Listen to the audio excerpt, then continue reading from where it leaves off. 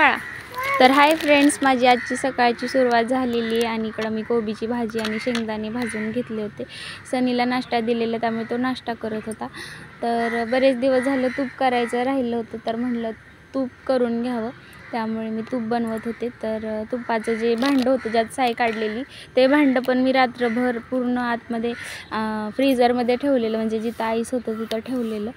आणि एक तांब्या भरून पण ठेवलेला आईस व्हायला. बॉटलच ठेवणार होते, पण बॉटलमधला आईस लवकर निघत नाही, त्यामुळे मग तांब्या ठेवला आणि आता तूप बनवते. तर ते तूप जी साई होती साठवलेली, ती मी मिक्सरच्या भांड्यात काढून फिरवून घेत होते. तर तुम्हाला दाखवते कसं होतं ते.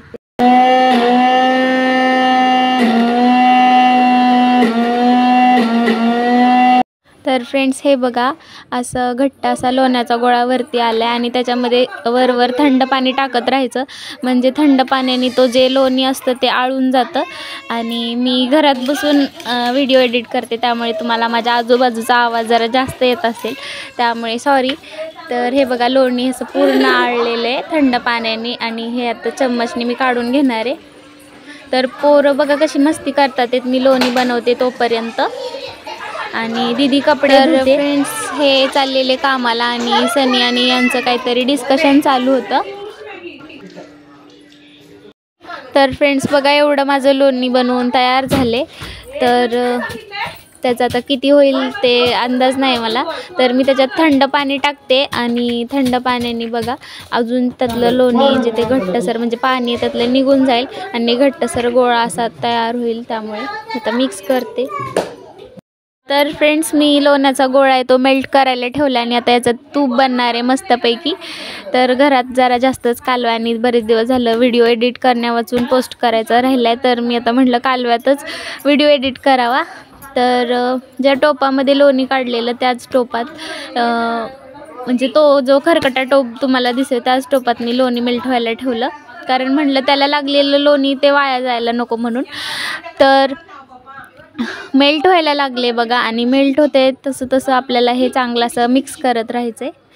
तर आता हे मेल्ट होऊपर्यंत वाट बघूया आणि हे पूर्ण मेल्ट होऊपर्यंत मी असं पूर्ण ह्याला ढवळत राहणार आहे. का असं झाले तूप तयार. तर हे असं वरती सगळं हे तूप आहे आणि खाली ते जे लोण्याचं जे थोडंसं असतं ना ते. तर एवढं तूप बनलं. आता हे मी थंड व्हायला ठेवले आणि मग नंतर गाळून घेतल्यावर तुम्हाला दाखवते केवढं बनलंय ते. तर इकडं भैया करत बसला अभ्यास. बनवून झाले, माझं पसारा आवरायचं राहिलं, तिकडं मिक्सर वगैरे नाही ठेवलं. तर फ्रेंड्स, आरूला झोपवले मी आणि तूप बनवले, ते दाखवते तुम्हाला कसं बनलंय ते. हे बघा, एवढा असा हा डब्बा आहे छोटासा. तर हा डब्याला थोडंसं कमी असं तूप बनले. हे बघा, आपलं गावरान तूप आहे हे.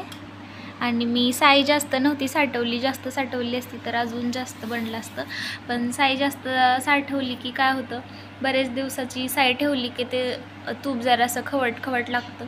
आणि खवट लागू नये म्हणून मग काय करायचं, जास्त पाण्याने धुवायचं, म्हणजे मग असं खवट पण नाही लागत आणि चवीला पण छान लागतं. आणि गावरान असं घरचं तूप आहे बघा, किती छान दिसते, पिवळं धमक मस्त.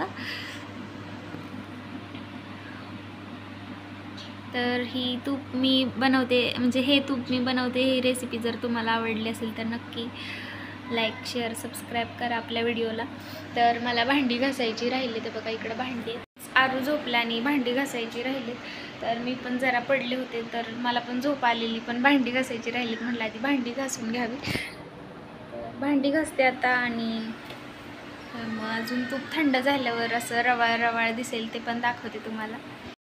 तर भैया अभ्यास करतोय आणि आम्ही टी व्ही बघत बसलो. तर तुम्हाला जर हा ब्लॉग आवडला असेल तर नक्की लाईक, शेअर, सबस्क्राईब करा.